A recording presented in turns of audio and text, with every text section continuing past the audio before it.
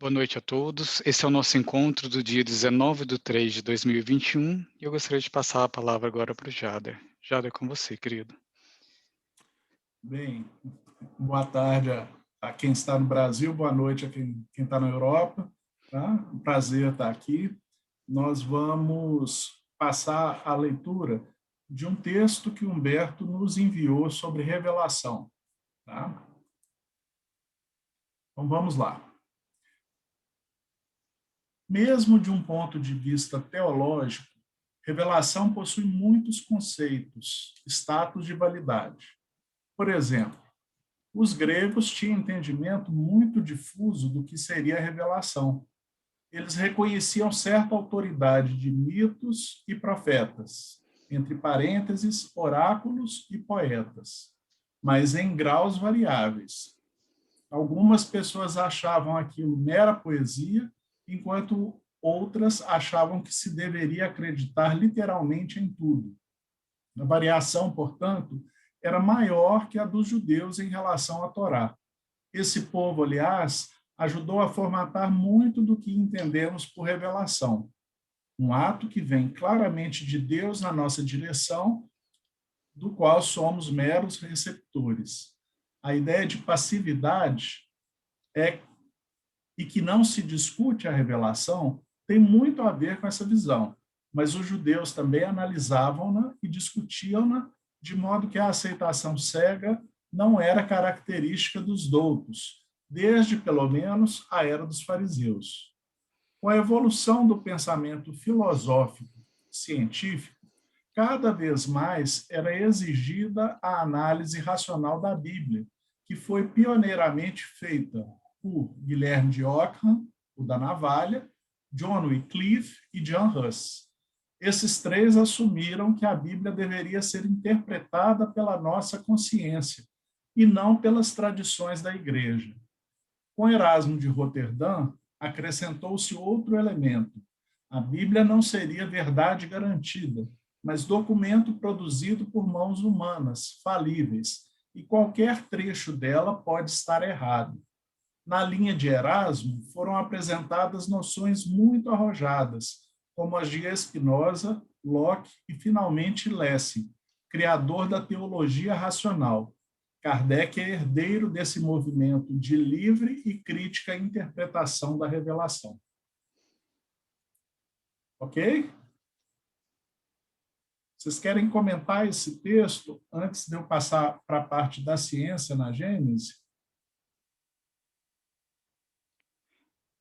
Se alguém quiser fazer alguma interação com o grupo, por favor, utiliza a mãozinha do Zoom para manifestar o seu interesse, que eu te dou a palavra. Só sintetizando, essa visão de revelação que o Humberto foi buscar lá nos gregos e nos judeus não é a visão de revelação que Kardec coloca na Gênese. Tá? Na Gênese, ele colocou a revelação como retirar de sobre o véu, descobrimento. E ele chega a dizer que o pensamento científico não deixa de ser uma forma de revelação. Só que não é essa revelação que ele colocou, passiva, feita direta de Deus para os homens. Tá? É uma revelação em que as pessoas que estão envolvidas são convidadas a construir, a compreender. Tá? Ok? E aí depois ele foi mostrando na história da Europa, do pensamento filosófico na Europa, como que a análise do pensamento bíblico e evangélico deixou de ser só uma repetição da tradição e foi se tornando algo racional, algo em que quem lê toma parte na compreensão. Não basta buscar na tradição para poder entender os evangelhos. É preciso utilizar a razão. E aí ele saiu dos pré-reformadores, né, John Huss, aos reformadores, como John Wycliffe, e foi para os filósofos humanistas, né, Erasmo de Roterdã, até chegar a Kardec. Ele fez uma linha do pensamento filosófico até chegar a Kardec. Então, quando Kardec começou a trabalhar essa ideia da revelação na Gênese, ele já valorizava a razão, até mesmo na compreensão daquilo que pudesse ser compreendido como revelado, vindo dos espíritos. Tá? Essa parte ficou tranquila, então? A gente deixa para o Humberto falar mais de revelação na próxima, se ele julgar necessário, tá bom? Então, eu fiz aqui uma apresentação, eu queria ter passado para vocês um roteirinho para quem fosse ler o capítulo 1 da Gênesis e identificando, quando aparecia alguma citação sobre ciência, com que conceito de ciência Kardec está se referindo. Tá? Mas a gente se desencontrou, teve um problema aqui de entendimento, então isso vai chegar na mão de vocês agora, né, Fabrício? Assim que possível, o Fabrício envia para todo mundo do grupo. Tá? Já, Mas, pode falar. já disponibilizei lá no grupo do WhatsApp para todos. Beleza, então está à disposição de todo mundo. Então, eu preparei uma apresentação para ficar mais fácil para mim e para vocês. Tá? Então, uma apresentação sobre o caráter na última conversa nossa, a gente discutiu muito sobre o conceito de ciências, tá? Dentro da filosofia. A gente viu que tem um conceito mais amplo de ciências e um conceito mais restrito, e que Kardec vai trabalhar com esses dois conceitos. Tá? E a gente viu também que, na época de Kardec, ainda não havia surgido as chamadas ciências humanas. Tá? Nós vimos que Dilthey vai começar a elaborar essa ideia, tá? Em 1870 e qualquer coisa. Tá? A psicologia vai surgir como ciência em 1870 e muito, 1880, que é quando começam os chamados primeiros laboratórios de psicologia. Quem é da psicologia que estudou a história da psicologia vai, bem possivelmente, pegou um autor que situa nessa época. Tá? Então, em que situação está Kardec quando ele escreveu O Caráter da Revelação Espírita em 68? Tá? Deixa eu ver se eu estou vendo, mas ninguém está vendo, né? Também eu não estou compartilhando. Como é que dá para as pessoas verem? Não tem jeito. Tem uma Share, isso. share. Está todo mundo vendo agora? Estamos. Ah, que bom. Então vamos lá. Então, o conhecimento na época de Kardec é uma síntese do que a gente falou no último encontro, para quem não assistiu poder acompanhar. Tá? Então, na época de Kardec, o que a gente tem? Uma crítica ao idealismo, a que o Humberto já se referiu diversas vezes, pela sintonia que ele tem a essa orientação filosófica, e a metafísica da filosofia. Isso era comum na França, à época de Kardec, de uma forma geral. A gente não pode dizer que todo mundo pensava assim, sempre tem, tá? As discordâncias. Uma valorização da lógica no contexto científico. Tá?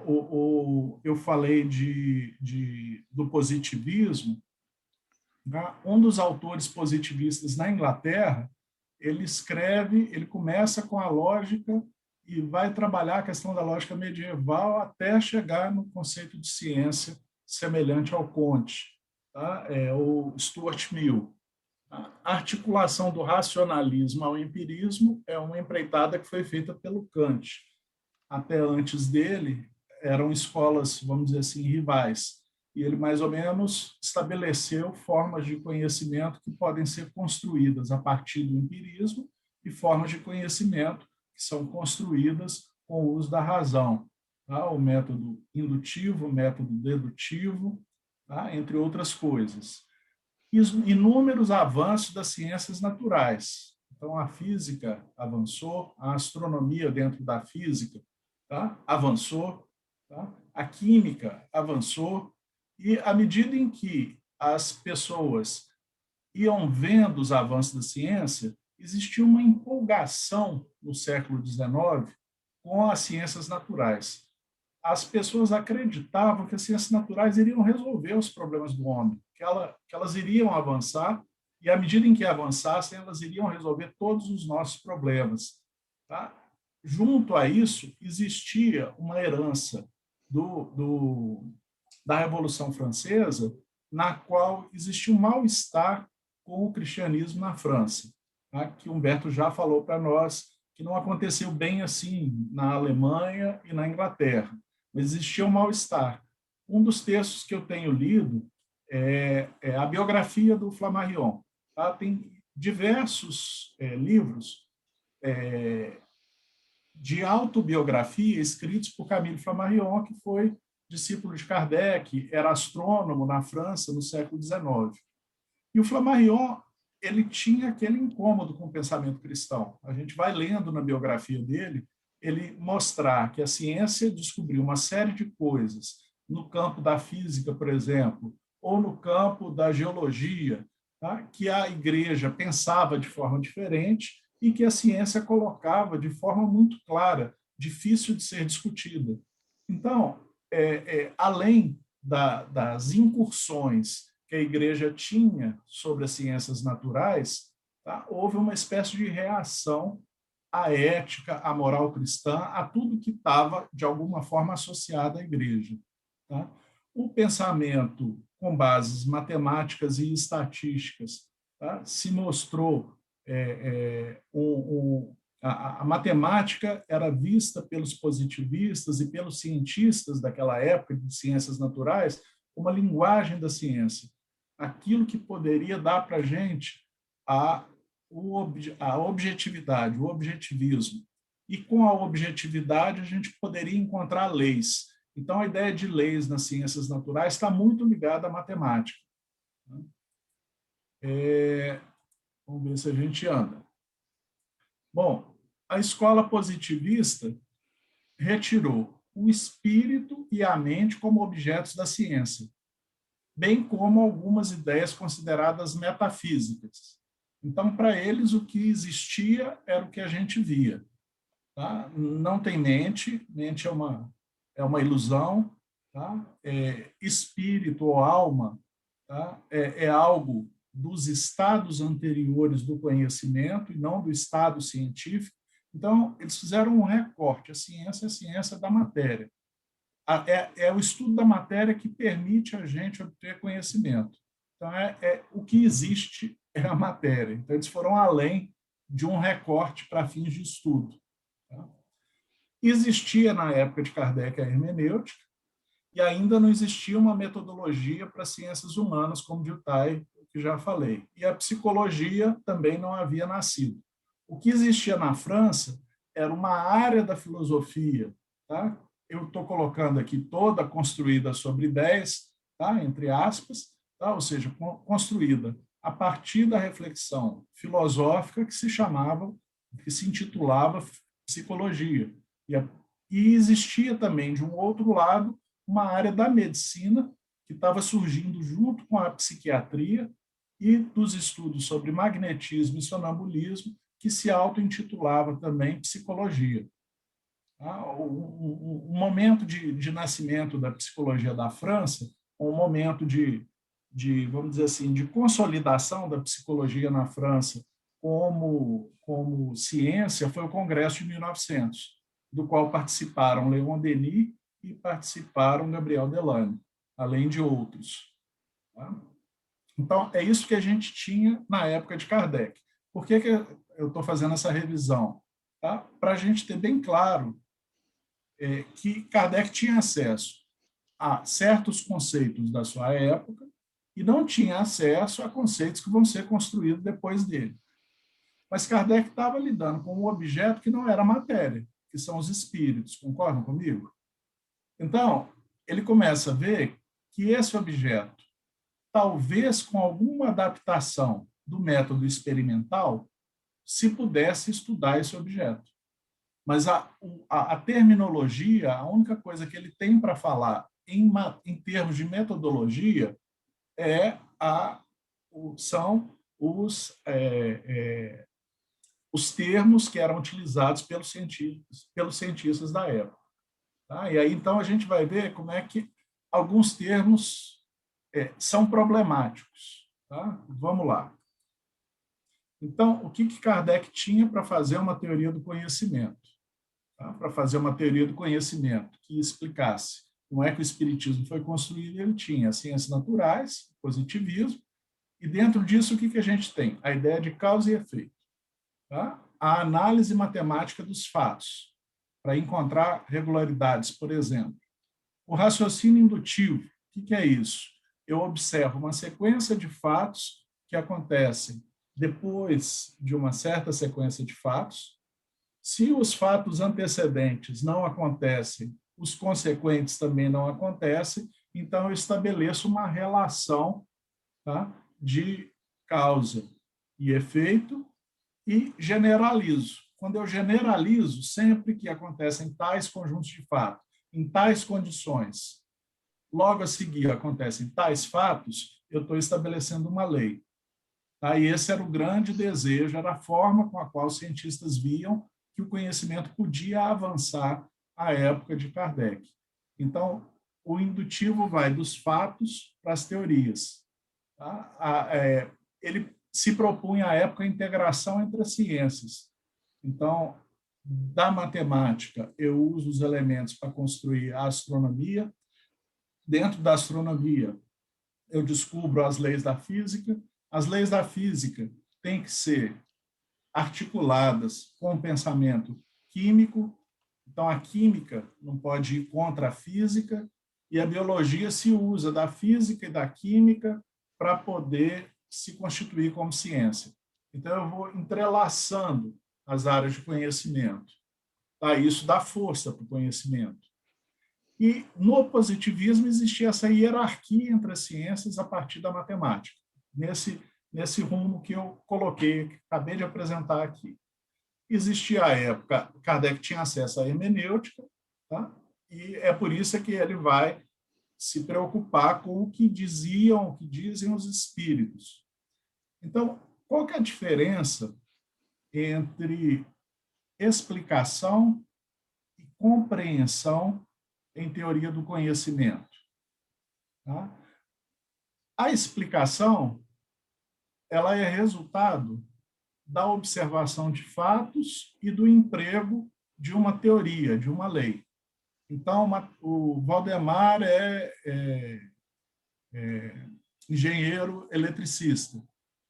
Aí eu pergunto para o Valdemar, por que a energia que a gente tem nas tomadas aqui no Brasil tem 127 ou 220 volts? Tá? E aí, então, ele vai explicar como é que essa energia é gerada e por que se escolheram esses valores para a energia. Tá? Isso é a explicação. Isso é a explicação.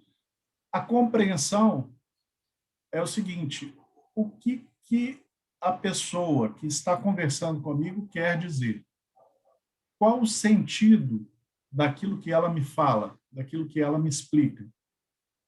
Quando um grego fala que o mundo grego foi criado do caos, o que ele está querendo dizer com isso? Qual é a compreensão que a gente tem a partir do caos? Eu só consigo saber perguntando para a pessoa e tentando compreender, depreender o que ela está querendo dizer. Exige um diálogo, a compreensão. A explicação exige uma teoria, de preferência capaz de prever uma sequência de fatos. E a compreensão não, existe diálogo. Então, a gente tem um primeiro problema de Kardec. Quando ele fala que usa o método positivo, ou o método experimental, ele não está apenas observando seus fatos. Ele está escutando o que os espíritos dizem, tentando entender o que eles têm a dizer. Então, quando ele dialoga com os espíritos, ele faz 10, 15, 20 perguntas, às vezes, sobre um tema, para que aquilo fique bem claro. Tá? A gente pega a revista espírita e vai lá encontrar as transcrições que Kardec faz, ou as descrições que Kardec faz de comunicações dos espíritos. Ele tem sempre uma área para falar da comunicação dos espíritos, tá? E das investigações que ele faz, ele tem que perguntar bastante até compreender aquilo que os espíritos estão falando. À medida em que ele está procurando o sentido do que os espíritos falam, ele está mais para a hermenêutica do que para ciências naturais, ok? Isso é tranquilo? Bom, Então, o significado do que diziam os espíritos, diferentes espíritos, com diferentes explicações de um mesmo fenômeno. Todo mundo conhece uma passagem no Livro dos Médiuns, em que Kardec pergunta para o espírito que estava perturbando uma casa, como é que ele fazia isso. E o espírito diz, eu pego as pedras e lanço na casa. E depois São Luís vem dizer, olha, ele acredita que é isso, mas não é isso exatamente que é feito, é necessário o concurso de um médium de efeitos físicos.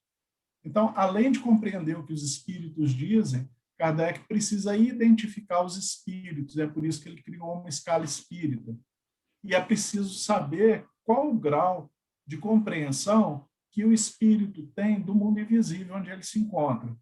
Então, são muitos desafios para se construir uma doutrina espírita. Tá? E Kardec tinha acesso à filosofia, como Humberto disse diversas vezes em nossos encontros. Tá? Ele se intitulou determinadas situações como filósofo. Aparece a questão da filosofia aqui no capítulo 1 da Gênesis, que é o emprego da razão na análise do que os espíritos diziam e explicavam. E Kardec usa bem a lógica clássica como instrumento. Bom, então vamos lá. Como é que Kardec diz que pesquisa? Então, a gente tem duas coisas na obra de Kardec. Uma coisa é eu me perguntar, o Valdemar está lendo, ele se pergunta assim, como Kardec chegou à conclusão da existência do perispírito? Ok? E aí, então, o que a gente faz? Nós vamos pegar os principais estudos de Kardec na obra dele, em que ele fala do perispírito, e vamos ver se ele deixa alguma dica para nós de como é que ele chegou a esse conceito, a essa ideia, como é que ele concluiu essa ideia, e vamos acompanhar o desenvolvimento da ideia ao longo da obra. Tudo isso aí a gente pode fazer para poder compreender a origem do conceito de perispírito. E há situações, há momentos na obra de Kardec em que ele diz como ele pesquisou, mas são afirmações gerais. Então, eu tenho afirmações gerais de Kardec com os limites da época, do que se conhecia na época sobre metodologia, e tenho toda a documentação farta que ele deixou para nós, seja nos livros, seja nos 10 volumes, os 10 anos, né, de Revista Espírita, que ele publicou como editor. Tá? Então, em A Gênese, ele vai tentar discutir isso, como é que ele pesquisa. Então, vamos lá. Qual que é o objeto do Espiritismo? Eu tirei tudo aqui da 5ª edição, tá bom, gente? Mas eu tenho a 4ª aqui junto. A maioria das... Assim, eu não vi mudanças nos textos onde eu usei. Tem uma única alteração que mais à frente eu vou mostrar como é que é, qual que é a alteração. Bom, então, o Espiritismo, dando-nos a conhecer o mundo invisível. Então, primeira coisa, mundo invisível, esse conceito. Tá? Escreve aí no chat para mim. Com qual conceito de ciência se pode pesquisar o mundo invisível? Vou ver se eu consigo abrir aqui, porque o ruim deu... Ah, meu Deus. Vocês já estão escrevendo no chat? Ainda não. Eu não sei se eu entendi a pergunta. Olha só, eu vou Conceito formular a pergunta com esse de conceito forma de diferente. ciência seriam que opções? No texto que eu mandei para vocês, a gente tem uma visão de ciência que é a visão positivista de ciência, ok? De causa e efeito, de matemática como base das ciências, encadeamento das ciências, uma ciência só da matéria, tá? Positivismo. A gente viu uma outra visão de ciência que é a hermenêutica, o estudo dos significados, o estudo do que as pessoas que estão ensinando para a gente, o que elas querem dizer, o que os espíritos querem falar. É uma outra visão de ciência. É uma forma de conhecimento também. Todas elas são formas de conhecimento. Tem a fenomenologia que eu não falei. Tá?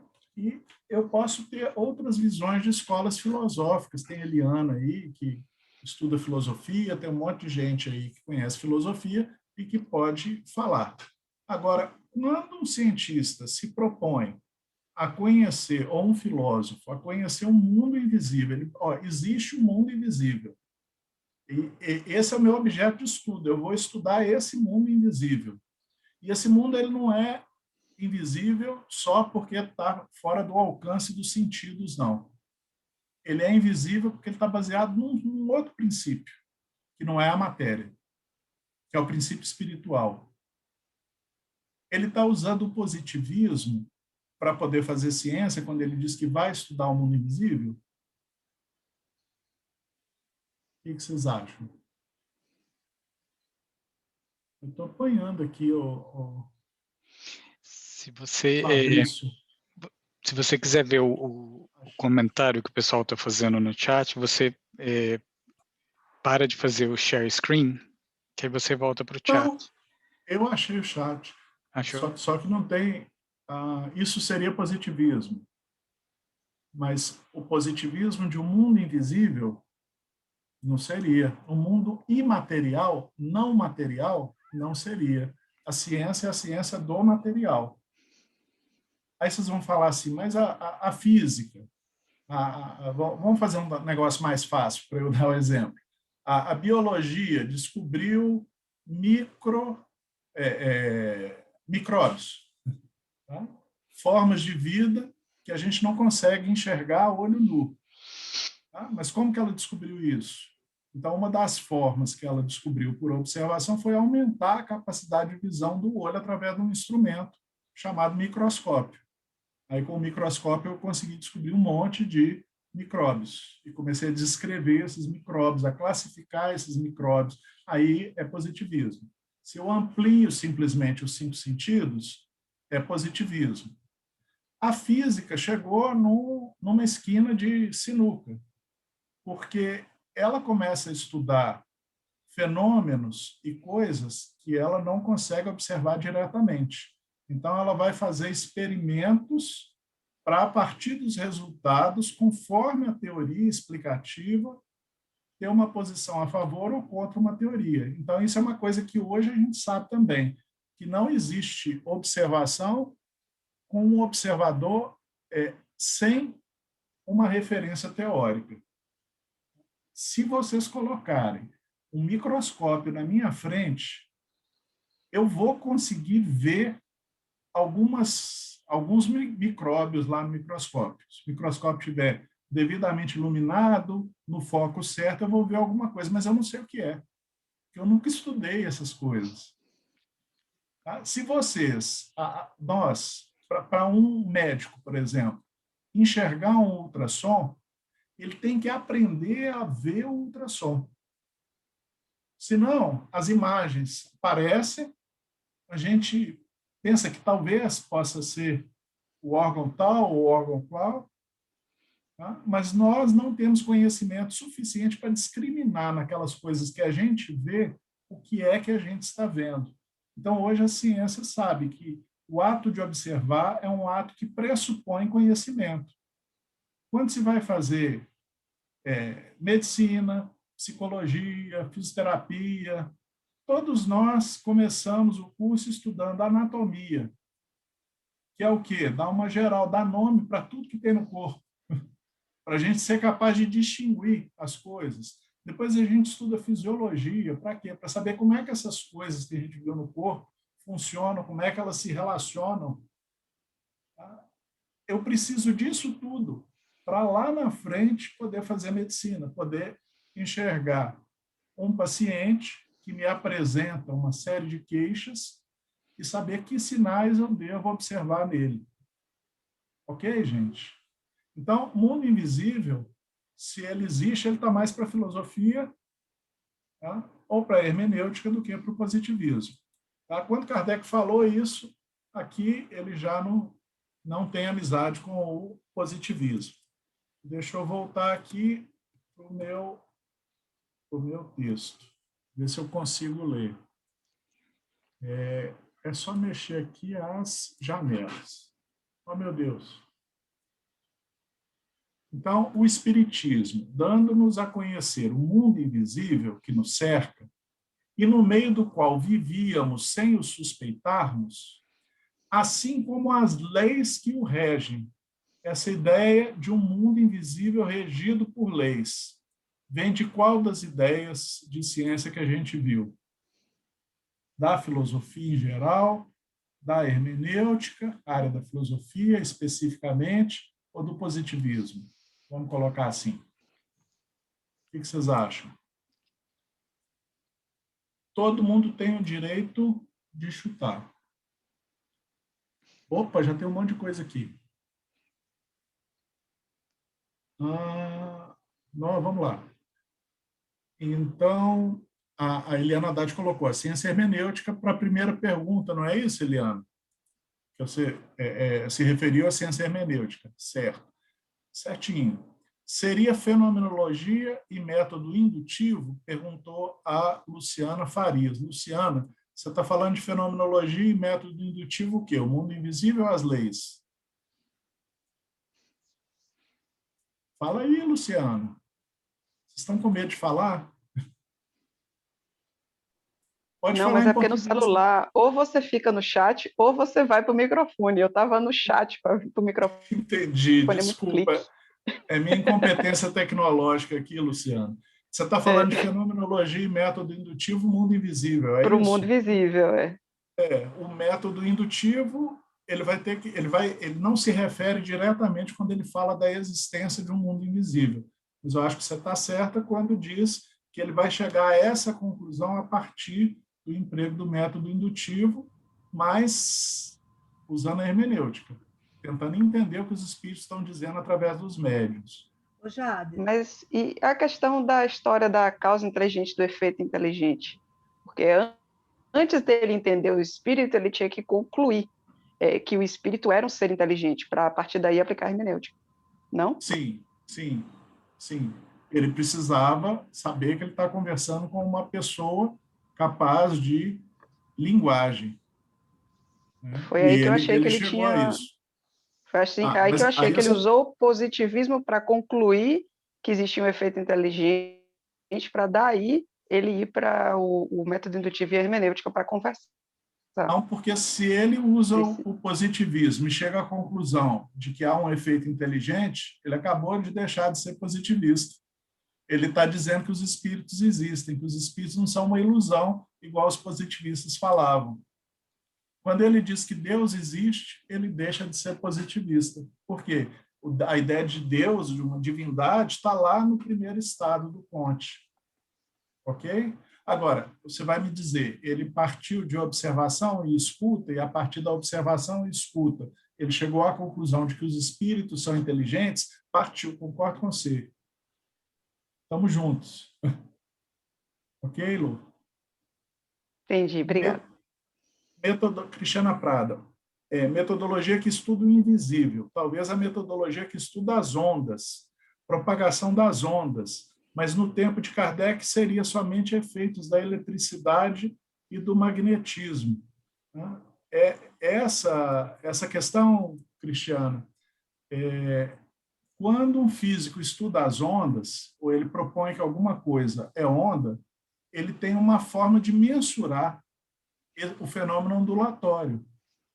Kardec não tinha nenhum instrumento de mensuração de fenômeno ondulatório. Hoje a gente tem pessoas tentando associar, tentando explicar com as coisas que a física andou descobrindo, se os fenômenos espirituais descritos por Kardec não poderiam ser encaixados assim. Então, o pensamento, será que o pensamento é uma forma de onda? Se for uma forma de onda, não é nenhuma das ondas conhecidas pelos físicos hoje. Tá? A gente tem pesquisa com pensamento feita pela parapsicologia, pesquisa com pensamento feita pelo espiritismo, mas a gente não conhece a natureza do pensamento. Tá? No tempo de Kardec, a eletricidade era pensada como um fluido elétrico e o magnetismo um fluido magnético. Foi só depois de Kardec que Maxwell propôs a teoria do eletromagnetismo. Então, nem isso Kardec tinha para poder trabalhar. A Cristina falou assim, Kardec usou razão, lógica, com certeza que usou. Foi a partir da lógica que ele vai chegar na existência de um mundo invisível. Aí tá. Então, todo efeito inteligente tem uma causa inteligente, ele está indo além do positivismo. Porque, como ele está dizendo que um efeito inteligente tem por detrás uma causa inteligente, não uma causa mecânica ou material, ele saiu do positivismo. É um pouco como Pasteur descobrindo o mundo invisível dos micróbios, com uma diferença. O que Kardec tinha para poder investigar o mundo invisível dele eram médiums. Pasteur vai descobrir o mundo invisível dos micróbios usando microscópio, usando placa de Petri, onde ele passava as coisas e aí cresciam os fungos. Tá? É assim que Pasteur pensa. Então, é um pouco diferente o que Kardec fez daquilo que Pasteur fez. Porque Kardec estudou um objeto inteligente, que são os espíritos. E Pasteur estudou um objeto material. Diga. Seria adequado dizer que Kardec buscava uma linguagem positivista para conseguir dialogar com a ciência daquele momento. Mas, ao mesmo tempo, ele tinha umas outras bagagens para lidar com o fenômeno. Por exemplo, a questão da etnografia, que semana passada acho que a gente até abordou. Jamais um positivista diria que a verdade se baseia na opinião de pessoas. Sim. Sim, isso mesmo. E Kardec vai construir o espiritismo a partir daquilo que os espíritos lhe dizem, né? Só que ele vai fazer uma triagem naquilo que os espíritos lhe dizem. Ele não sai acreditando em tudo que os espíritos dizem para ele. Tá? E como que ele vai triar? Ele vai observar, ele vai classificar os espíritos, procurar a opinião de espíritos superiores, ele vai empregar a razão, para ver se o que os espíritos estão falando é lógico. Tá? Todas essas coisas ele utiliza para poder construir o espiritismo. E ele não tem a intenção de estar fazendo algo infalível. Tá? Ele tem a intenção de estar construindo um conhecimento rigoroso, mas um conhecimento rigoroso que pode se modificar com o avanço das ciências, por exemplo, que ele vai colocar aqui na Gênese e a gente vai ver mais à frente. Bom, então, o mundo invisível não é positivismo, ou é filosofia, ou é hermenêutica, ou é uma conclusão lógica. As leis ele tirou do positivismo, mas as leis que ele descreve não são baseadas em matemática, como eram as leis da física. Tá? Suas relações com o mundo invisível, a natureza e o estado dos seres que o habitam. Quando ele está usando seres, pode ser uma ciência positiva ou não. Tá? E, por conseguinte, o destino do homem após a morte. Quando ele fala em destino, ele está no campo da filosofia, ele não está no campo da ciência. Tá? Ciência não estuda o destino, ela estuda fenômenos, os associa e depreende leis. A partir daí, ela pode até prever como é que as coisas serão se continuarem da forma que estão. É a previsibilidade da ciência, mas é uma mera especulação, essa previsibilidade. Tá? Mas uma especulação muitas vezes matemática. Eu tenho insuficiência renal crônica, eu queria saber quando é que eu ia perder a minha função renal. Então, meses antes de eu perder a minha função renal, eu consegui colocar a curva de creatinina e descrever segundo uma função. Então, eu acertei, eu avisei a minha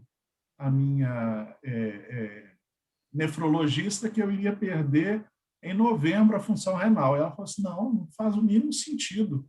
Você vinha perdendo muito lentamente a sua função renal. Eu falei, não, mas eu consegui colocar num gráfico. Aí ela, médica, não aceitou de jeito nenhum que eu falei. E no finalzinho de outubro eu perdi a função renal e precisei de hemodiálise.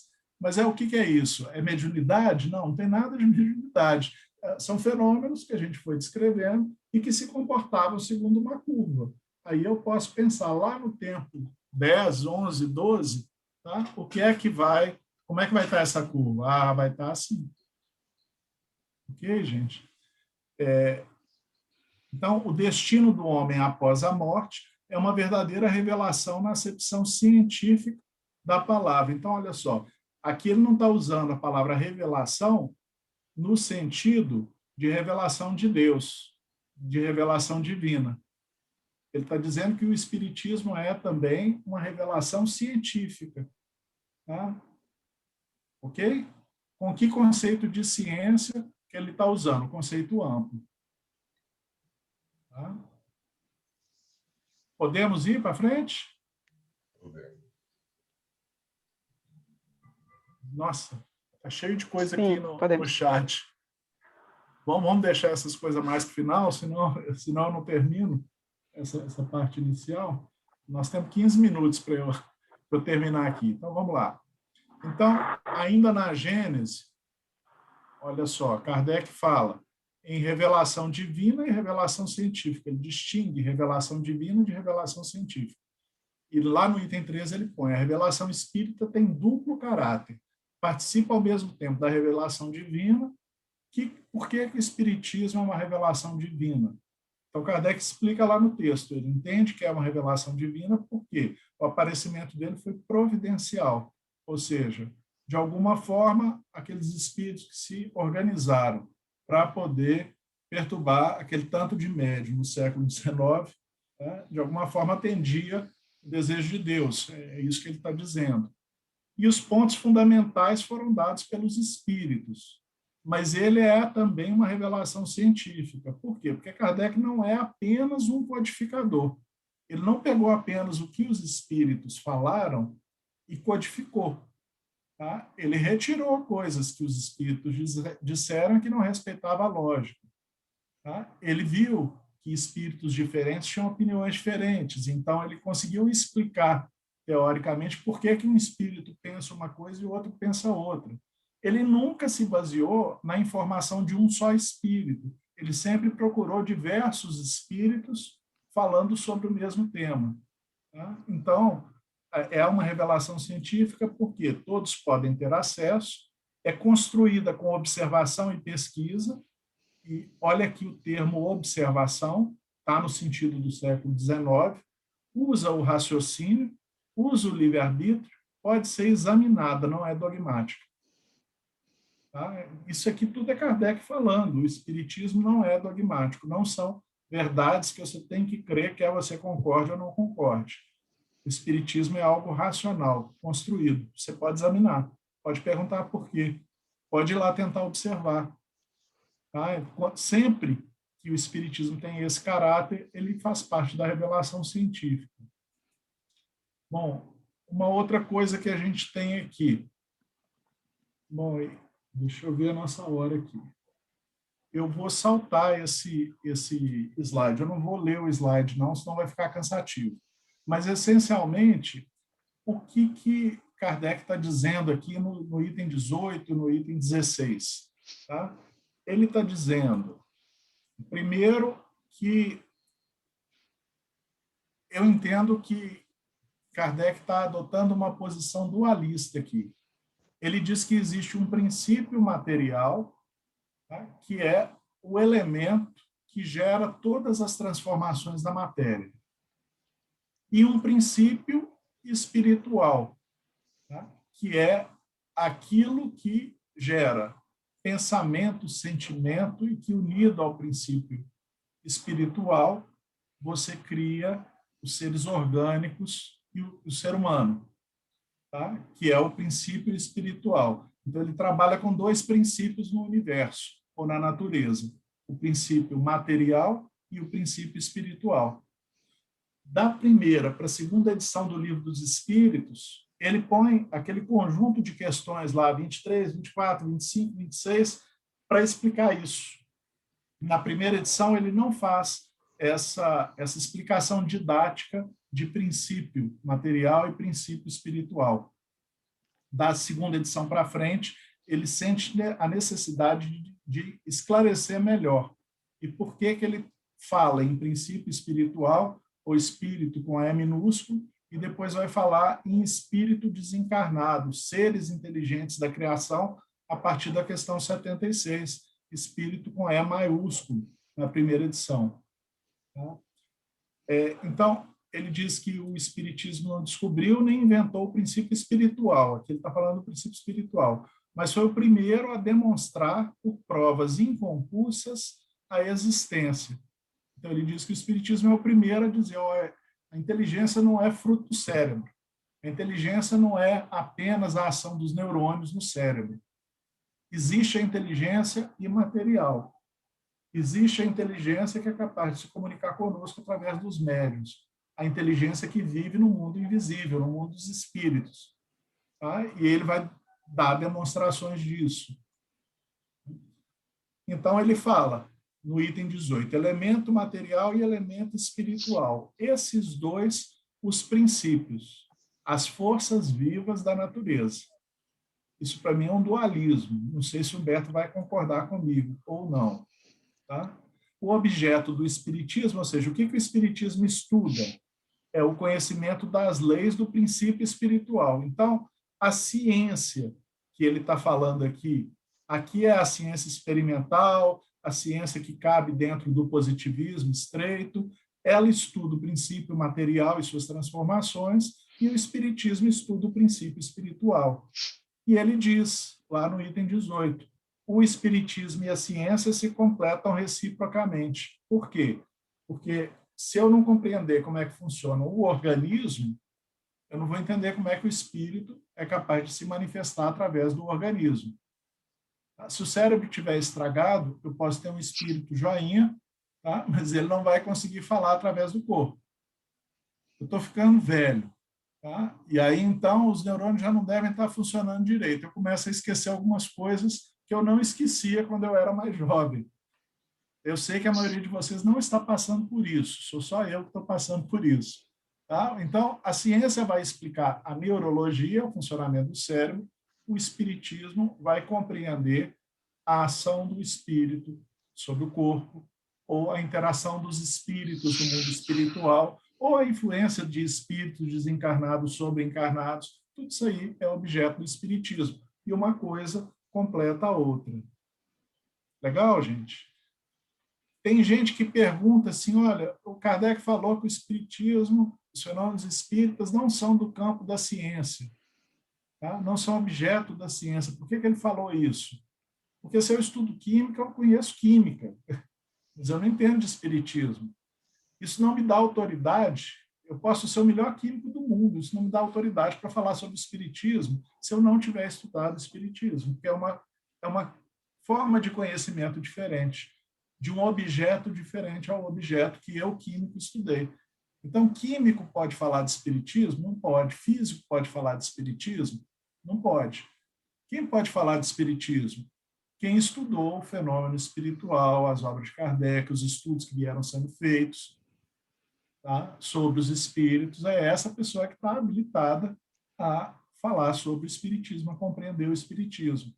E as pessoas, às vezes, confundem a passagem, porque ele está usando, às vezes, ciência com sentido lato e, às vezes, ciência com sentido estrito. Ele está dizendo para a gente não estudar química ou física? Não, pelo amor de Deus, ele não está falando isso, não. Tá? Ele está falando que se você quiser conhecer física, estuda física, mas se você quiser conhecer o espiritismo, estuda o espiritismo. Tá? Me parece muito razoável isso que Kardec está colocando para nós. Tá? Tem um detalhe, Jada, no original, ele usa a ciência com C maiúsculo e ciência com C minúsculo. Por exemplo, ele diz que espiritismo é uma ciência com C minúsculo. E quando ele fala sobre ciência com C maiúsculo, seriam as ciências tradicionais, né? É Luciano, né? Isso, as naturais. Que Luciano, os tradutores nos atrapalharam, porque eles, às vezes, misturaram esse maiúsculo e minúsculo. Luciano, eu procurei isso antes da nossa reunião aqui, então não fiz de forma muito rigorosa, no texto da Gênese. Então, na Gênese, em francês, Tá? Eu procurei onde eu tinha achado o termo ciência, para ver se eu encontrava ciência com C maiúsculo e C minúsculo. Então, na Gênesis, quarta edição que eu li, não tinha. Não sei se na quinta edição, em francês, tem. E eu já encontrei o contrário também. No Livro dos Espíritos, o tradutor, o Guilherme Ribeiro, ele usa a palavra natureza com N maiúsculo e N minúsculo. E com sentidos diferentes. Com N minúsculo significa essência, com N maiúsculo significa universo, de uma forma geral. Tá?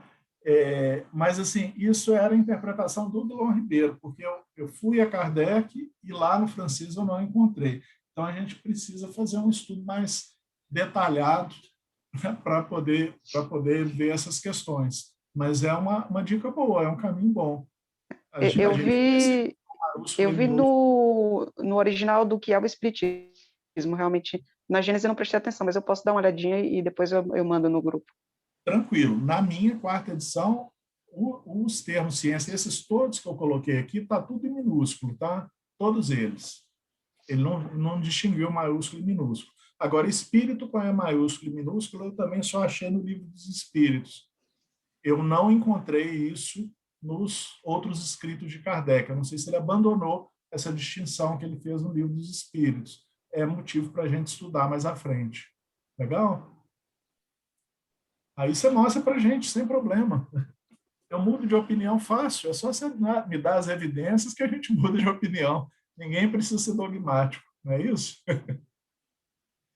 Bom, como meio de elaboração, então, item 14. A gente está discutindo como que foi elaborado o Espiritismo. Aí Kardec dá essa explicação.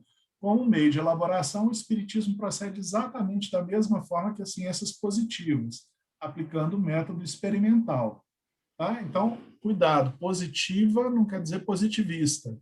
Positivismo é uma escola filosófica. Ciência positiva é uma ciência que se baseia na observação, na natureza, nos objetos percebidos pelo homem. Tá? Esse termo é mais livre, tá? Aplicando o método experimental. Aqui é uma daquelas passagens célebres em que Kardec está usando a linguagem que ele tem na época dele para poder descrever o que ele fez. Então, ele diz assim, então, o que ele buscou nas ciências positivas? Isso que eu retirei no parágrafo aqui de baixo. Eu observo fatos novos, tá? Constato a existência deles, sem explicação nas leis conhecidas, faço observação, e aqui ele está usando com sentido de época, comparação, análise. Encontro causas, estabeleço novas leis, deduzo consequências e busco aplicações. Aí ele dá um exemplo para nós que vai um pouco além disso. Tá? Observação é a gente ver com os olhos ou com um instrumento, tá? O objeto. Claro que o objeto sempre vai ser muito mais do que o que a gente é capaz de observar. Então, as características observáveis de um objeto. Então, os espíritos que não se consideram mortos, tá? Como é que foi que Kardec esbarrou com eles? Através da mediunidade, concordam? Então, ele conversou com os espíritos e eles disseram, eu estou vivo, não estou morto. Que história é essa de você falar que eu estou morto? Então, isso não foi tecnicamente uma observação. Isso foi tecnicamente, hoje, eles poderiam usar o termo escuta. Aí Kardec vai perguntar, mas por que você não está morto? Eu estou vivo, eu estou sentindo, eu estou vendo, eu estou sentindo dor, eu estou com saudade, eu estou vivo. Então, à medida em que Kardec vai explorando a linguagem do espírito, ele vai compreendendo que aquele espírito não percebeu que havia desencarnado, e aí então ele vai entendendo que aquele espírito não tem a mesma condição de um outro espírito que desencarnou num estado melhor, que está em condição melhor. É por isso que ele fez a escala espírita. E Sócrates fez um elogio para ele quando ele fez a escala espírita. Ele tem Kardec tem um texto em que ele fala de Swedenborg. E ele diz assim, tem coisas do espiritismo que são muito diferentes do swedenborgismo, da doutrina swedenborgiana. Por quê? Seu Manuel Swedenborg era médium. E Kardec coloca isso na Revista Espírita, acho que em 1858. Ele diz assim, porque Swedenborg psicografava e publicava tudo que ele psicografava. Tudo que ele percebia, ele não analisava antes, ele psicografava. Então, ele percebeu um monte de espíritos católicos, no plano espiritual, achando que estão no inferno, que estão sentindo um desconforto. Aí ele psicografa que existe inferno e que existe céu. E Kardec fala assim, não, não é bem isso. Por quê? Porque ele investigou, ele dialogou, ele foi vendo, ele foi compreendendo. E na compreensão do que dizem os espíritos, ele distinguiu o que era fantasia dos espíritos e o que era algo comum a que os espíritos diziam e que atende à razão. E aí ele viu que não existe um inferno eterno, nem um céu eterno, e se existisse, Deus estava maus. Deus estava numa situação difícil. Deus seria muito injusto. Tá? Por isso é que ele escreveu o céu e o inferno. Bom, quando ele fala todas as ciências se encadeiam e se sucedem numa ordem racional, nascem umas às outras, à proporção que acham ponto de apoio nas ideias e conhecimentos anteriores, aqui ele está sendo influenciado pelo positivismo. E ele faz uma linha que é muito parecida com a de Comte. Astronomia, física, química. Da química vem anatomia, fisiologia, zoologia, botânica. Isso tudo é a biologia, são ciências biológicas. Aí ele fala da mineralogia, tá, que estava sendo estudada à época, e depois o surgimento da geologia, que vai avançar bastante um pouco antes de Kardec, 1700 e muita coisa. Bom, é isso aí. Isso aqui fica para um próximo encontro nosso, tá? Falar do Galileu e para a gente discutir a noção de observação, se o nosso amigo Humberto tiver mais coisas para falar sobre revelação, a gente conecta com ele, ok? Bom, deixa eu fechar aqui o... Humberto entrou na sala.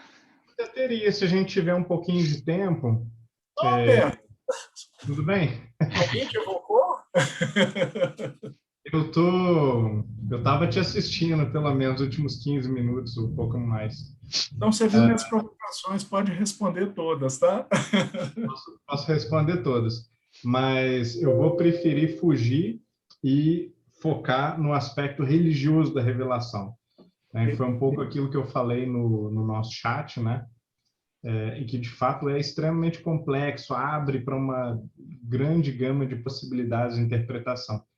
Se a gente parar para observar, a história da teologia, que é a ciência das escrituras sagradas, ela é a história das diferentes linhas de interpretação do que é revelação, de que a revelação de fato diz. E aí, você vai ter linhas, por exemplo, que são fundamentalistas, mesmo assim divergem entre si, porque acham que o que está dito é A e o outro acha que está dito é B.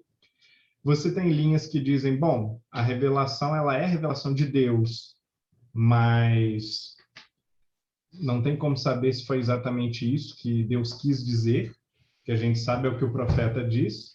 Então, há que se interpretar de uma maneira um pouco mais humanística a revelação. Vai haver linhas que vão dizer, olha, a gente não sabe nem se foi isso que o profeta disse, porque pode ser que o que o profeta disse tenha sido corrompido, talvez a revelação fosse melhor na boca do Daniel, mas o que a gente tem é um texto de outra pessoa, de 200 anos depois, 300 anos depois, pode estar corrompido. E, por fim, nós vamos ter as interpretações, claro, tipo materialista da revelação. Né? Não há Deus, isso tudo é inventado, ou é surto psicótico, ou é algum tipo de fantasia interpretativa para necessidade de explicação do mundo, alguma coisa assim. Inclusive, essa é uma linha que é muito bem sucedida hoje dentro de ambientes religiosos. Se a gente pegar espíritas mesmo, né, que frequentam institutos de ciências humanas por aí. O sujeito, ele inevitavelmente ele fica um pouco lambuzado daquele estilo materialista de interpretar tudo. Então, o sujeito ele para de considerar a possibilidade da transcendência do fenômeno, da sacralidade do fenômeno, da espiritualidade do fenômeno, e começa a enxergar, pelo menos na religião dos outros, talvez não na nossa, né, mas na do outro, eu consigo enxergar questões psicanalíticas, sociológicas, econômicas para essa ou aquela crença. Que, a princípio, não é uma abominação. A gente não deve abominar a interpretação materialista, porque ela explica o lado materialista das coisas. Então, tudo na vida tem um lado econômico, tudo tem um lado político, tem um lado artístico. O sujeito estava lá pintando Moisés, ele queria Moisés sem roupa, né? E aí o Papa vai e diz, olha, isso aqui não pode, você não pode pôr Moisés sem roupa. Aí ele pinta lá uma túnica caindo, né, pelo menos tampando a genital, assim, né, uma coisa meio romana. E aí fica aquele Moisés meio romano. Por que isso aconteceu? Não foi por razões religiosas, foi por razões artísticas, por uma questão de escola, de ideologia, de interpretação do que é arte, do que é belo, de qual é a maneira correta de retratar as coisas lá do século XVI. Então, tudo entra na conta. As interpretações materialistas não estão erradas. Elas estão certas em relação aos aspectos materiais da fé, em relação aos aspectos materiais da revelação, do sagrado. Então, na medida em que é um texto escrito em papel por uma pessoa, numa sociedade, num contexto, aquilo sempre vaza para o texto, de alguma maneira, né? Então, a gente vê que Paulo é um sujeito de 2000 anos atrás, e a gente vê claramente que Daniel é um sujeito de 2500 anos atrás. Tem uma diferença brutal em termos de abertura, de cosmopolitanismo, globalismo de Paulo, por exemplo, para Daniel.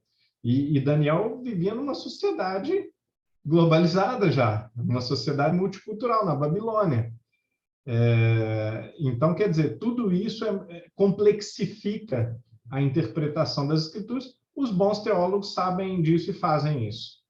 Os maus teólogos, ou os maus leitores da religião, sejam eles sociólogos, historiadores, filósofos, seja lá o que for, eles escolhem um desses aspectos, geralmente, e trabalham em cima desse um aspecto. Isso é catastrófico.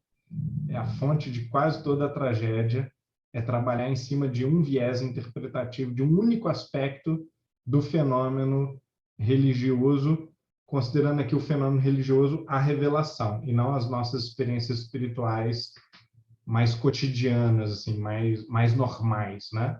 Mas só as espetaculares, as revelações assim de caráter global, de caráter comunitário, né, que mudam a história.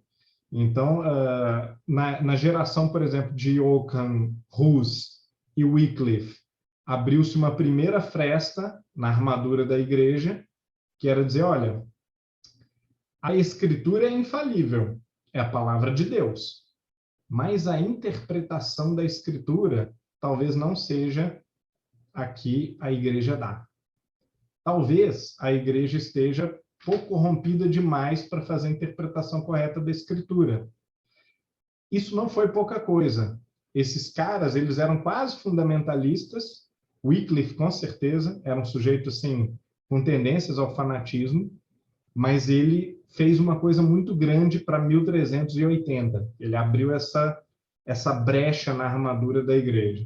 Foi a partir daí que Erasmo e outros humanistas da geração seguinte puderam dizer, olha, talvez nem a escritura esteja perfeitamente certa. Com muito cuidado para não morrer, né? Para não ser queimado, como Hus foi, por exemplo. Eles conseguiam dizer isso naquele momento. Na geração seguinte, que é a geração do Iluminismo, Spinoza, ou depois até mesmo Lessing, vão poder dizer, Voltaire, olha, isso aí é mais um texto humano. É tão bom quanto o Bhagavad Gita, é tão bom quanto os 12 trabalhos de Hércules, alguma coisa assim, Homero, mas não é a palavra de Deus que caiu no colo do profeta pronta da boca de Deus, ou Deus não tem boca, né? Do Espírito de Deus caiu no colo do profeta. Então, o avanço que nós fizemos foi extraordinário. E Kardec se beneficia de maneira muito perspicaz desses avanços. Então, quando ele fala de revelação, mesmo a revelação religiosa, Kardec está falando desse ponto de vista, dos iluministas, que dizem, olha, tem alguma coisa de divino na revelação. Tem algo de divino, né? Tem traços da palavra de Deus aqui na Bíblia. E a gente fazendo investigação racional, criteriosa, a gente consegue detectar traços da palavra de Deus no meio desse monte de palavras humanas, de pessoas da época. Entretanto, às vezes, nós espíritas somos menos iluministas que Kardec, somos menos modernos que Kardec. Por conta dos nossos condicionamentos prévios, de longa data, nós damos o passo atrás, para trás do Renascimento, e fazemos a interpretação da Bíblia como se cada milímetro ali fosse a palavra de Deus. Como se a inspiração de Paulo fosse infalível. A todo momento é Deus, ou é Estevão, Abigail, que está falando através de Paulo. Isso não é aceitável. Não é, para começar, não é kardeciano. E, em segundo lugar, não é racional se pegar isso, por mais respeito que a gente tem que ter. Então, a forma espírita de ler a Bíblia ou outros livros religiosos, como disse Bezerra de Menezes, né? Por que não o Bhagavad Gita? Por que não o Tao Te Ching, né? Por que a Bíblia teria uma preferência sobre outras revelações divinas para outras culturas? A forma correta de ler o livro sagrado é como a gente lê um livro de filosofia. Esse grande pensador que foi Paulo, inspirado com certeza, em contato com a espiritualidade com certeza, ele achava isso, ele dizia isso. E a partir daí a gente, com respeito a essa grande figura, a gente leva na máxima consideração o que ele diz. Mas a gente não pode considerar aquilo a palavra de Deus, com P maiúsculo, inclusive, igual o crente grifa, né? A palavra com P maiúsculo. Não é a palavra de Deus, é uma inspiração espiritual sobre uma mente imperfeita, que não é de um espírito perfeito.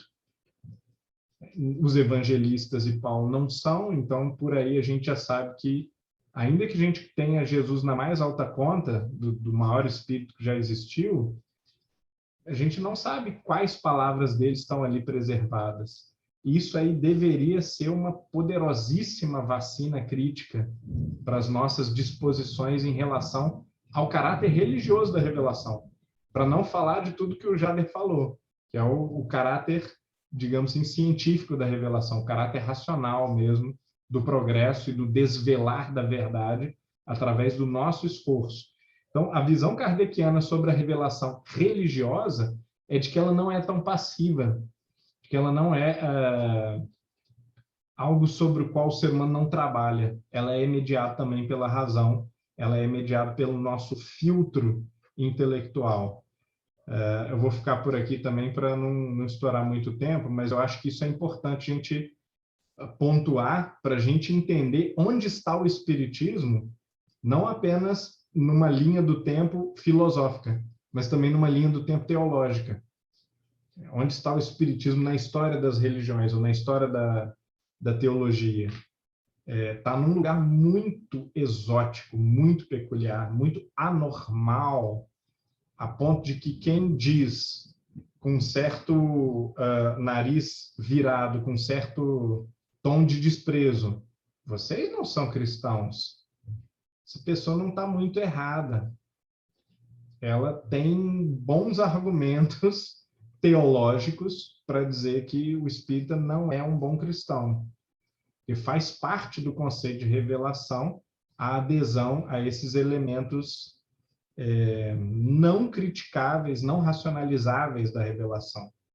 E, por outro lado, segundo algumas fatias finas da tradição protestante e uma ou outra pessoa isolada do catolicismo, nós poderíamos nos dizer cristãos, sim, na medida em que Cristo tem uma mensagem. É isso que Lessing diz, por exemplo. Por isso que eu quis traduzir o livro do Lessing, porque Lessing diz o seguinte, inclusive, na hora de traduzir, eu insisti com a Dora, que era a editora, vamos traduzir também esse aqui, o Cristianismo da Razão, que esse aqui é espetacular. Aí Lessing compara nesse texto, que é um ensaiozinho de 2 páginas, o cristianismo histórico, o cristianismo das igrejas e o cristianismo da razão. Ora, o cristianismo da razão é a palavra de Jesus Cristo. O cristianismo histórico ou das igrejas é aquilo que as igrejas montam sobre Jesus Cristo, sobre o que Jesus Cristo disse e fez. E as 2 coisas, Lessing diz, às vezes estão em total contradição. Aquilo que Jesus Cristo pregou, né, a palavra de Jesus Cristo, e a palavra da igreja sobre Jesus Cristo. Então, em contradição franca. E aí Lessing vai nos revelar, talvez a primeira pessoa que diga isso, tenha tido a coragem de dizer uma coisa dessas. É possível que o Cristo esteja muito longe das igrejas, muito longe das doutrinas, das teologias. E a mensagem dele não seja aquela que nós, em geral, achamos que é. Então, nesse sentido, né, dessa fonte de que Kardec bebe amplamente, o Espiritismo pode se dizer cristão, de uma certa maneira peculiar. Mas aí também a história da influência de Lessing por Pestalozzi até Kardec é uma história também não documentada, não suficientemente investigada. Precisa haver mais estudo sobre isso, então não vou falar nada sobre isso também.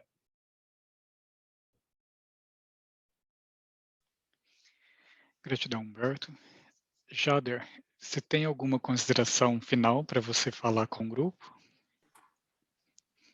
Não, creio que não, Fabrício, é isso mesmo. A gente passou as visões de ciência, tentou compreender como Kardec lidou com os conceitos de ciência, como Kardec tentou fazer a elaboração do espiritismo, tá, de forma científica e racional. E é isso. Obrigado a todos. Eu só tenho a agradecer a todo mundo a paciência, tá, e me disponibilizar para a gente conversar sobre o assunto. Gratidão, Jader. Humberto, você tem alguma consideração final para fazer ao grupo? Eu estou satisfeito, desculpem o atraso, gente. Depois eu vou assistir a primeira parte quando o vídeo for liberado. Abração. Antes para a gente ir para a prece de encerramento, tem alguém que eu gostaria de fazer uma pergunta? Eu peço desculpa ao grupo, que nós extravasamos um pouquinho o tempo, mas vamos abrir para 1 ou 2 perguntinhas. Alguém tem interesse em alguma pergunta?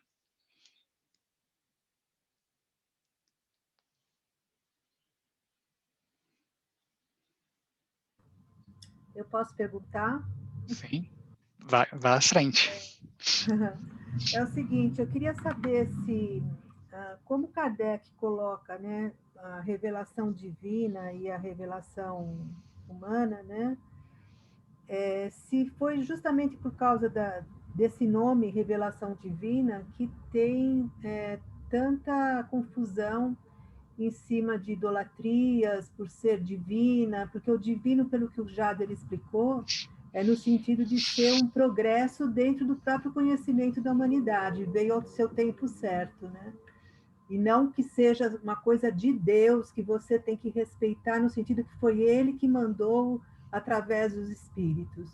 Eu queria que vocês falassem a respeito disso um pouquinho para mim, se for possível, né? Posso começar, Jada? Eu acho que é exatamente isso que você mesma descreveu. A fonte de toda a controvérsia, o que faz a gente enxergar, por exemplo, as religiões como coisas irreconciliáveis, não pode haver conciliação entre cristianismo e islamismo, entre judaísmo e hinduísmo, é essa visão de que, bom, Deus falou aqui de uma forma diferente. Mesmo que ele tenha falado para vocês, né, o seu povo inferior lá, para nós ele falou de uma forma diferente, de uma forma pura, verdadeira e completa. Então, essa mensagem é a mensagem integral de Deus. Você tem que aceitar. Não tem muito o que argumentar, não faz sentido haver debate, né? Isso aqui não é Atenas, é Jerusalém. É outro registro de mundo. E o Ocidente, embora muitos queiram que seja só Jerusalém, é um encontro de Atenas com Jerusalém. Sim. Há os que querem que seja só Atenas também. Sim. São os materialistas em geral. Sim. E os fundamentalistas, os ortodoxos, são os que querem que seja só Jerusalém, querem que seja uma sinagoga. Então, o Ocidente ele é esse encontro difícil entre uma razão meio seca e uma fé muito vibrante, muito poética, e que meio que se permite tudo. A gente vê isso em palestra espírita, e em livro espírita, em Exato. artigo. Tem o sujeito que ele é assim um Aristóteles, e é pura técnica, puro conceito, e memoriza as questões e tal, e assim, uma matemática ali no Livro dos Espíritos, tá, um quadro. E tem o sujeito que é puro paulino, puro profético, apocalíptico, né, mariologista, né, tem os mariologistas espíritos. Esses sujeitos, eles são super exaltados sentimentalmente, e às vezes eles não admitem a crítica. Não admitem a crítica, que eu digo, ao texto, a Paulo, ou ao Evangelho. E quando a gente lê o Evangelho segundo o Espiritismo, principalmente o começo, a introdução, né, a gente vê que Kardec não paga pedágio para nada, para ninguém, né? Isso aqui é respeitável porque é bom, mas eu não tenho uma trava, uma proibição que eu não posso ultrapassar de maneira nenhuma. Se tiver algum ponto errado, eu vou criticar. Né? Ele diz claramente, né? Aquelas passagens que a gente não consegue conciliar com a moral cristã, elas ou não foram ditas de fato pelo Cristo, ou estão erradas, né? Você anula aquilo e desconsidera, porque não há como fazer sentido racional daquilo. Então, a razão, ela é o fiel da balança, sim, para Kardec. Ela é o fiel da balança que mede a fé e que baliza e calcula até que ponto a fé tem o direito de se dizer legítima ou não, ou se dizer um sonho poético, um sonho da mera esperança de crer. E isso é muito radical para qualquer religioso.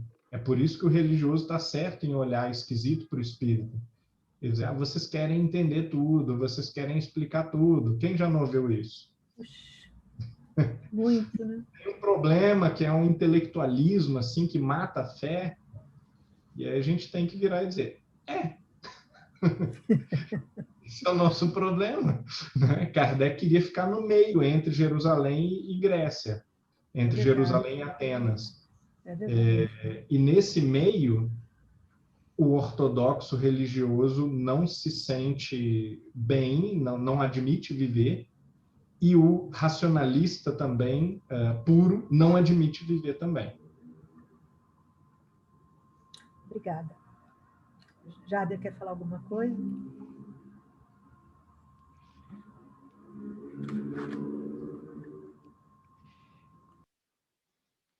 Fux, pode falar, querido.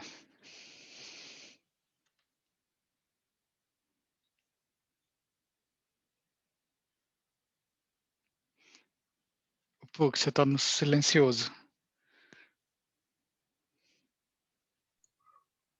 Ok, primeiro é muito gostoso, muito produtivo a gente ver assuntos como esses colocados, verdadeiramente iluminadores, né? Chaves de leitura que nos ajudam bastante. Nesse diapasão, eu queria propor assim, ao infinito, quem sabe um dia dê certo, de a gente falar. O Jader hoje falou da época de Kardec, de como os cientistas da época e como o próprio Kardec se situava, se contextualizava, não é? Hoje, não no campo das realizações científicas,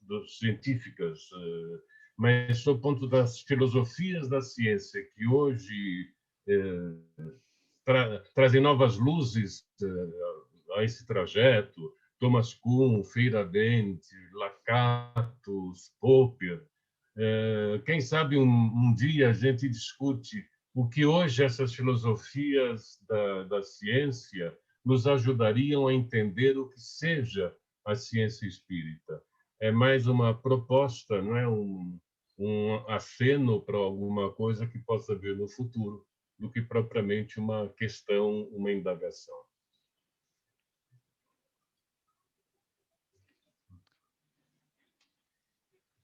Já, Humberto, algum comentário final antes da prece de encerramento? É uma boa proposta essa sua. Eu acho que, assim, se a gente pega positivismo, depois Círculo de Viena, aí Popper como crítico do Círculo de Viena, aí Lakatos, tá, que vai colocar limites ao debate entre Popper e falhou minha cabeça aqui, escapuliu pelo neurônio queimado, tá? Mas um outro grande autor da área. Eles são Thomas Kuhn. Thomas Kuhn, isso mesmo. Eles são herdeiros dessa visão materialista da ciência na minha visão, sabe? E aí, no curso de filosofia, no lugar de filosofia que eu estudei, na FAFISH, eles tinham um professor para discutir o conceito de ciência deles e outro professor para poder discutir a ciência das ciências humanas. Eram duas disciplinas distintas, né? Então, tem muita coisa para poder ser discutido. Agora, um autor que talvez um dia a gente pudesse trazer, se Humberto, se eu puser, é o Silvio Chibene. Ele fez uma série de incursões e até publicações sobre esses autores, né? E ele tem um trabalho legal sobre o capítulo 1º da Gênesis, que eu posso passar para todo mundo também, né? É isso, Fabrício, desculpa. Gratidão, Jada. Então, vamos para a nossa prece de encerramento. Eu gostaria de convidar a nossa querida Elsa Lee, lá da Suécia, para fazer nossa prece de encerramento.